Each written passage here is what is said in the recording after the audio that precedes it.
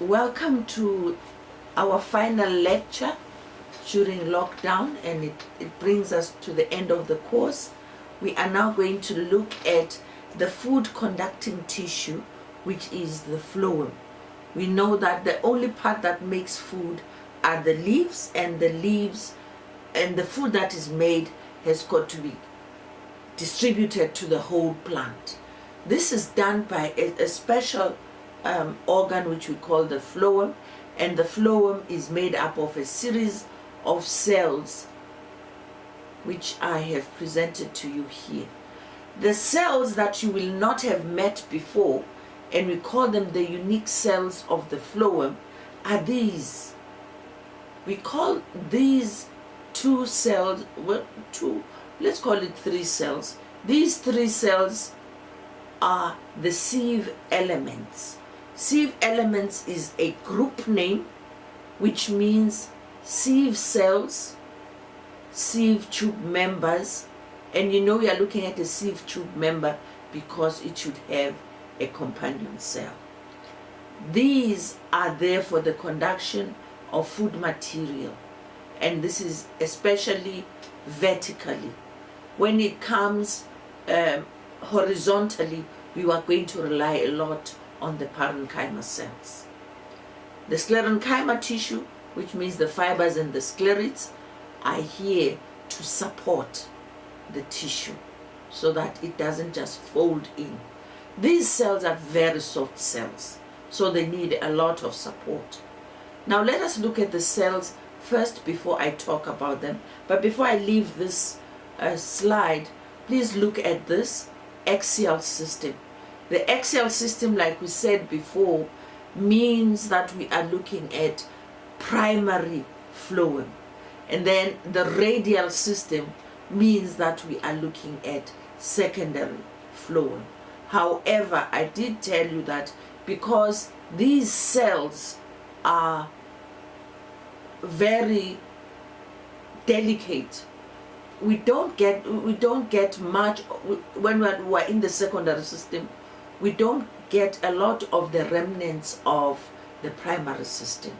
When it is secondary, the cells that are there are all new cells. But here we are in phloem. Let's look at the cells first.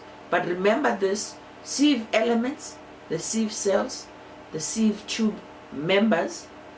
Remember, in Xylem we had vessel members, and when they come together, we call the whole thing a vessel.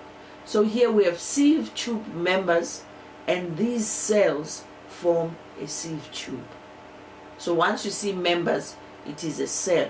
When it says sieve tube, it is a number of these members together. Okay, let us look at them. Right. Believe it or not, what you see here, all the way across over here and going back over here, this is just one cell.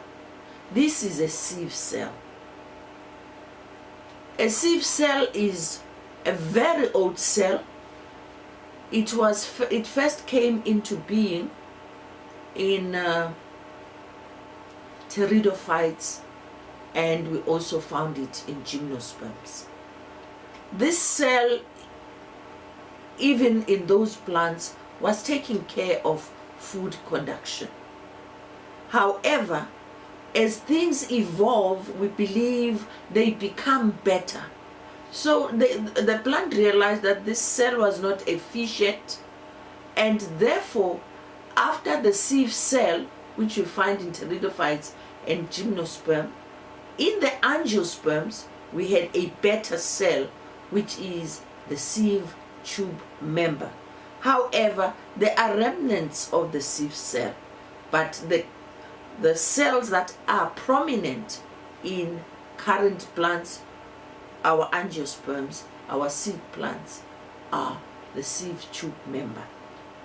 Let me just say covered seed plant, because these are also seed plants. So covered seed plants have got a sieve tube member, which will always be identified by the presence of a companion cell. Okay, let's go back and talk about, talk about, these are just all the cells of phloem. Now, if we look at all these cells, believe it or not, all these are sieve tube members. You realize there's a wide gradation in size. So we can't use size to say this is a sieve tube member. What we use are these cells here. These cells here are the companion cells. How do we know they are companion cells? Because they have their nucleus. So we have the sieve plate here, and we have the companion cell here. This is another sieve plate here. Remember, we're looking at it from the side and not from the top, so we can't see the plate like this. See, this is now seeing the plate from the top. This is the plate. So because we're seeing it like this, we can't see this one under. But because we're looking at it from the side, we can see this plate and that plate. Okay. The dot things that you seem to be seeing are the areas where there's material still remaining, and where it is thin, it's where the holes are. So we have these openings here and over here. But all these cells here have got companion cells. There is a companion cell, there is a companion cell, there are companion cells, here are our companion cells, there are our companion cells. As long as we find our companion cells, then we know that we are looking at xylem. Now, when we are making a transversal section, when we are looking at a section, we have to be very smart when we are looking for our cells. It is very easy to find the xylem because of the lumen and the fact that the cells are thick-walled. Now, depending on whether we've sectioned a root or a stem, then we know the relationship of xylem and phloem in the stem because we're looking at a vascular bundle. And we know that these two are going to be amphivalve, so we are guided by xylem to see phloem. Similarly, in the root, we are guided by the stele, the xylem in the center. Depending on how many arms it has, it is in the arms that we go and look for our phloem. So it's not just something you can say, I am going to look for a perforation plate, because when you section, you might cut above or below a perforation plate. It means you are leaving now a lumen. But these cells, the important thing is that these cells are thin-walled. So you will have a problem seeing these cells from parenchyma. Remember then the function of these cells. They are carrying food, and therefore you have to stain for food. You have to stain for starch, and it will be these cells are the ones that are going to pick up the starch more than even the parenchyma cells. So when you are looking for cells in actual tissue, you have to know what you are looking for. How is the cell different from other cells? This one is thin-walled. Inside it has starch. So amongst the other thin-walled cells, let us look for the one that has the most food and the one which is closest to the xylem. Okay, let's move on. Okay.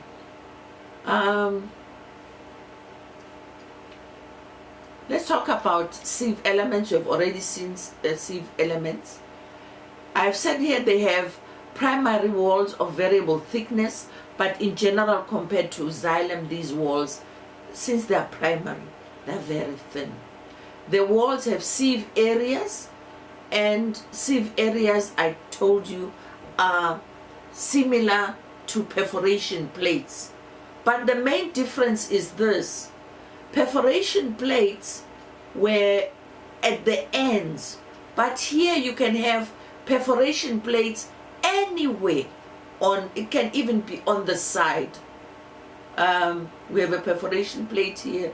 Unfortunately, in this one, I can't show you a perforation plate that is not at the end. Okay, this perforation plate here is not here. It is on the side here. So the perforation plate need not be terminal. However, where a perforation plate exists, the next sieve element also has a perforation plate, so that there is passage from cell to cell. Okay.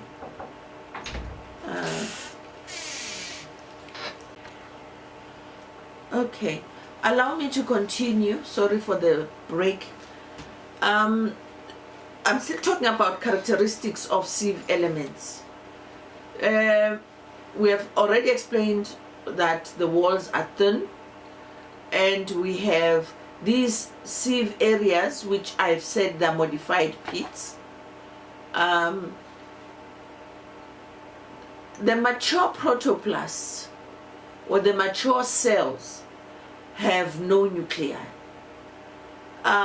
These cells they're not empty. You know, when vessels mature, and I told you they mature to death, they die completely and they remain empty. For the maturity of a vessel, please see the diagram on page 67 and read what is written below that diagram. Those cells mature so that inside they are empty and water can move freely. However, sieve elements retain their protoplasts, but they lose their nucleus. Okay.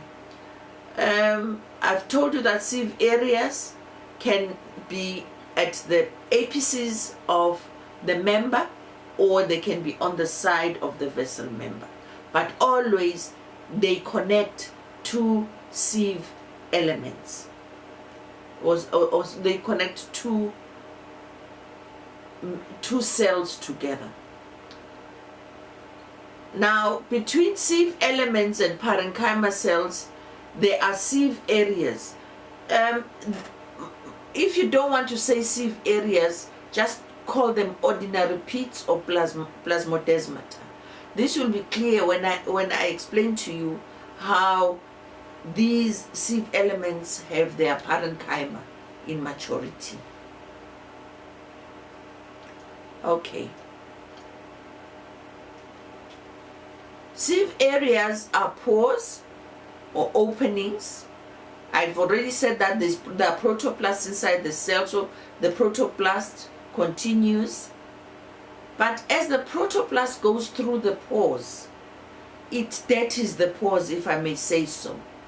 It leaves a residue, such that the older the sieve tube, the sieve element becomes, then the pore can be dirtied such that at the end it is blocked. Let's go through this in another version. Okay, here I've shown you what it looks like from the top aerial view. This is the sieve plate, and these are the pores. Now this is on a side view on a longitudinal section. We have this cell here and that cell there, and then the food is passing through here. This red part, which I've said callose is a carbohydrate, so it is going through from one cell to the next. Now, as this callose moves in a young cell, we can see a bit of dirt here, but the movement here, the green is moving easily. Here, the red is becoming thicker, and this becomes smaller. And here, it is even thicker, and this even smaller, to this fact that when the cell is old, then the red completely blocks the opening. Here we say that the sieve plate is occluded. It is blocked, and as a result, once it is blocked, then the food will no longer go through that cell. It will bypass it and therefore leave it unused. When it is unused, we say it is occluded. Okay, this here is just for you to read, but please read it. You have a sieve area. This is a description of the sieve area in a sieve cell and in a sieve tube member. What are the differences of the sieve areas in these two cells? Okay. I've already told you about companion cells. Companion cells, the important thing is that they have a nucleus, and therefore we say they're nucleate cells. They are born together with the sieve, the sieve tube member that they are going to be next to. So we say this is development of a nucleate and an anucleate cell together. This will be explained easier if we go through it in diagram form. Here. Okay. This is your sieve tube mother cell. When I say it's a sieve tube mother cell, or it's actually a sieve tube member mother cell, it means this cell, which most likely is an ordinary parenchyma cell, which has to give rise to a phloem cell, this cell has to undergo certain changes. The ordinary cell has a nucleus, it has its vacuum. Now what happens here, we see the nucleus dividing, and as the nucleus divides, a wall is laid down separating the nucleus from the rest of the cell. So here we find that we have a cell here and a cell here. It need not be two cells, it can just be one cell, but in this instance, because this divided, we ended up with two cells, one over here and one over here. Now the cells are thin-walled, all the cells are thin-walled, and what happens is that please note, this to the untrained eye will look like nuclei. These are not nuclei. This could be the nucleus, but this will also disintegrate. These are slime bodies, just bits, lumps of stuff, which will later disintegrate, as you can see over here. The nucleus, which I showed you here, is also degenerating. So these are dispersing, and this is, but these two cells retain their nuclei. Look at the nucleus here and the nucleus here. Here we have no nuclei. There's another thing I want you to observe besides what is happening here. Please observe what is happening here. This cell, which had ordinary plasmodesmata, now changes these plasmodesmata to make them the sieve plates. These sieve plates is just modeling of these areas such that they can become efficient in moving the food from this cell to that cell and from the cell below into this cell. If this stuff remained in the cell, then it would slow movement. So we realize that in here, we don't have anything that is chunks, we just have ordinary protoplast, and here we have the openings. So the stages that this is going through are enumerated for you here, or they're explained for you here. That means division of the cell to get one cell plus one or more companion cells cut off from the sieve tube mother cell. The rest of it you can read.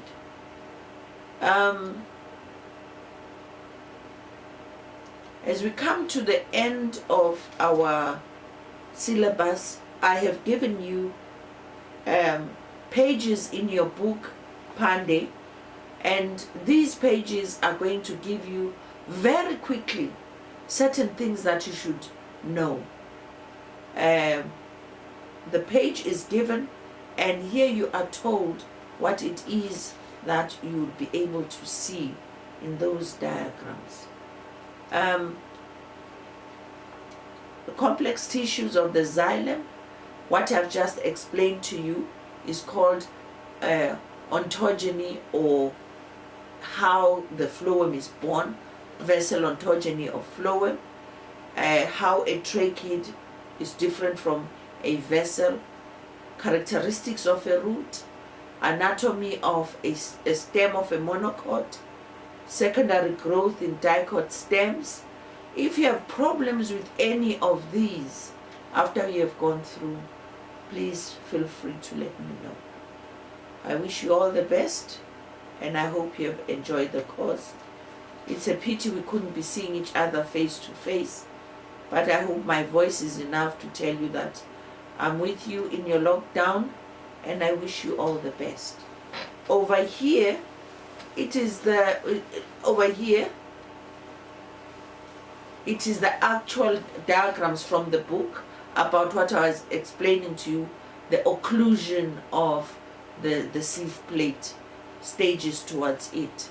And up here we are shown the different types of cells, and if you read over here, I've tried to explain to you all the cells. This one is sharp at this side, and it is long, so we call it a fiber. This one has got the companion cells, so therefore it is a sieve tube member. This one is a parenchyma cell of the axial form. How do we know it's parenchyma? When we look inside here, we see that it has the nucleus, it has the cytoplasm, as we are used to. Please note, what is down here is what these cells look like when you look at them from the top. Okay, and this one is one I would like you to look at, because this is showing you the pits that I said occur in these thick-walled cells, and the lumen is this part at the center. So we have the pits and we have the lumen. This one is the septate fiber, which I told you sometimes have. How do we know it's a fiber? Look here and see the thickness of the wall, and look here, see the thickness of the wall, and see the small lumen in the center. Okay, thank you very much. I wish you the best.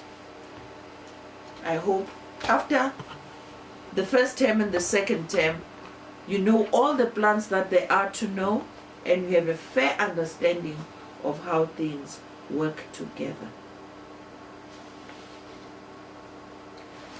Wish you all the best. Oh no! You know, it's late. Bye!